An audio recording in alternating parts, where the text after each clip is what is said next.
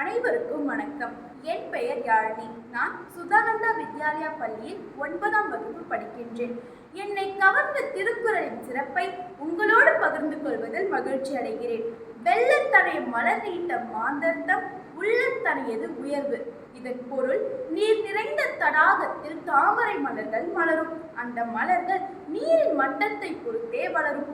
அது போலவே மக்கள் அனைவரும் தங்கள் உள்ளத்தாலே உயர்வர். இதற்கு எடுத்துக்காட்டாக ஒரு சிறு கதையை கூறுகிறேன். ஒரு ராஜாளி பறவையின் குஞ்சு மரக்கிளையிலிருந்து கீழே விழுந்தது. பாவம், அது தான் ஒரு பறவை என்றும் தன்னால் பறக்க முடியும் என்று உணராமல் கோழி குஞ்சு கூட்டத்துடன் குப்பைகளை கொத்தி தின்றே வளர்ந்தது. தான் யாரென்று கூட தெரியவில்லை. மற்றொரு நாள் தாய் ராஜாளி பறவை இதனை கண்டு மனம் நொந்து போனது. எப்படியாவது அதனை பறக்க வைக்க முயற்சி செய்தது. அதனை கொண்டு மேலே சென்று பறக்க வைத்தது. அப்போதுதான் தெரியும் அச்சிறு பறவையால் பறக்க முடியும் என்று. தாயிடம் கற்ற உள்ள உயர்வுதான் அச்சிறு பறவையை பறக்க வைத்தது. இவர்களைப் போல் உள்ள உயர்வினால் உயர்வு பெற்றவர்களின் பெயர்களை இங்கு பட்டியலிட்டால் இங்கு அளிக்கப்பட்டுள்ள நேரம் எனக்கு போதாது. ஹெலன் கெல்லர் மற்றும் ஸ்டீஃபன் ஹாக்கிங் உயர்வு பெற்றது உடல் பலத்தினாலா, உள்ள உயர்வினாலா? உள்ளம் என்பது என்ன? எண்ணங்கள் தானே. எண்ணம் எப்படி மனிதனுள் ஏற்படுகிறது? சுலபமான உதாரணம், பிறந்து வளர்ந்து வரும் சிறு குழந்தைக்கு தாய் இந்த உலகை அறிமுகம் செய்கிறார்.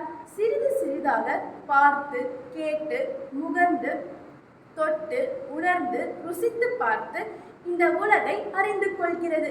அரை வளர சிறிய உலகம் வீட்டை விட்டு வெளியே வந்து பள்ளி, கல்லூரி என விரிவடையும் பொழுது பொருள் பற்றிய, உலகம் பற்றிய ஞானம் வளர்கிறது. அதனாலேயே கண், காது, மூக்கு, செவி, தோல் தொடு உணர்ச்சி இவற்றை சமஸ்கிருதத்தில் ஞானேந்திரியா என்கிறார்கள். Tools of perception. ஞானம் அல்லது அறிவின் வளர்ச்சியே வாழ்வில் உயர்வை தரும் என்பதில் ஐயம் உண்டோ? ஆனால் ஒரு விஷயம் மட்டும் சிந்திக்க வேண்டியுள்ளது. ஐம்புலன்களின் உதவியோடு இவ்வுலகை மக்கள் அனைவரும் அறியும் பொழுது சிலர் மட்டும் உயர்கின்றனர், உயர்ந்தவர்கள் என போற்றப்படுகின்றார்கள். ஏன்? இங்கு ஒரு சிறு கதையை நினைவு கூற வேண்டும். ஒரு நாள் காட்டில் வேட்டையாட சென்ற ஒரு இளவரசன் மரத்தின் கீழ் தங்குகிறார் இளைப்பாற. அப்பொழுது ஒரு குரல் கேட்கிறது. வெட்டு, குத்து, சீக்கிரம் வெட்டு. ஒரு கிளியின் குரல் அது. பயந்து போன இளவரசன் வேகமாக அங்கிருந்து நகர்ந்து செல்கிறார். தூரத்தில் ஒரு அழகிய சிறிய குடிலை கண்டார். அங்கு சென்று இளைப்பாறலாம் என அருகில் செல்கிறார். வாருங்கள் நண்பரே, அமருங்கள். தாகமாக இருக்கிறதா? தண்ணீர் வேண்டுமா? மீண்டும் ஒரு கிளியின் குரல். இளவரசர் குடிலுக்குள் செல்கிறார். தியானத்தில் இருக்கும் முனிவர் ஒருவர் ஆளரவம் கேட்டு கண் விழிக்கிறார். வணங்கிய இளவரசரை வாழ்த்துகிறார். இளவரசர் முனிவரிடம் இரு கிளிகளை பற்றியும் கூறுகிறார். புன்னகைத்த முனிவர், இந்த இரு கிளிகளும் ஒரே தாயின் குஞ்சுகள். ஒரு சமயம் ஒரு வேடன் தாயை அம்பேறி கொன்று விட்டான். நானும் ஒரு மிருகங்கள் இறைச்சியை விற்கும் வியாபாரியும் ஒரே சமயம் அவ்வழியை செல்லும் பொழுது குஞ்சு கிளிகள் தாயின்றி தவிப்பதைக் கண்டு ஆளுக்கு ஒரு கிளியை எடுத்து வளர்க்கலாம் என முடிவு செய்து எடுத்து வந்தோம். தாங்கள் முதலில் கண்டது அந்த வியாபாரியின் கிளி, அதனால்தான் அது அப்படி பேசுகிறது என்றார். திகைத்து நின்றார் இளவரசர்.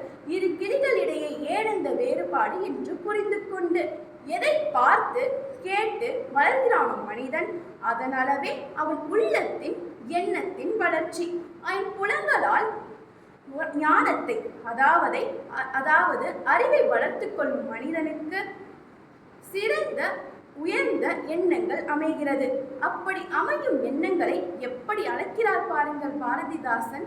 தன் பெண்டு தன் பிள்ளை சோறு, வீடு சம்பாத்தியம், இவையுண்டு தான் உண்டென் போல், சின்னதொரு கடுகு போல் உள்ளம் கொண்டோன், பெருவாருக்கும் பயனற்ற சிறிய வீணன், கண்ணலனா என் சிற்றூர் என் போல் உள்ளம், கடுகுக்கு நேர் மூத்த துவரை உள்ளம், அவரவர் தம் வீடு நகர் நாடு காக்க வாயடியும் கையடியும் வளரச் செய்வார், மாம்பின்றின் உள்ளத்தின் விளைவும் கண்டோம், தூய உள்ளம் மண் உள்ளம் சமத்துவ உள்ளம், தொல்லுலக மக்களெல்லாம் ஒன்றே எனும் தாயுள்ளம் தனிலன்றோ இன்பம், ஆங்கே சண்டை இல்லை தன்னலம்தான் தீர்ந்ததாலே, தொல்லுலக மக்கள் எல்லாம் ஒன்றே எனும் தாயுள்ளம் கொண்டதாலே அன்னை தெரசா பெற்றார் நோபல் பரிசு.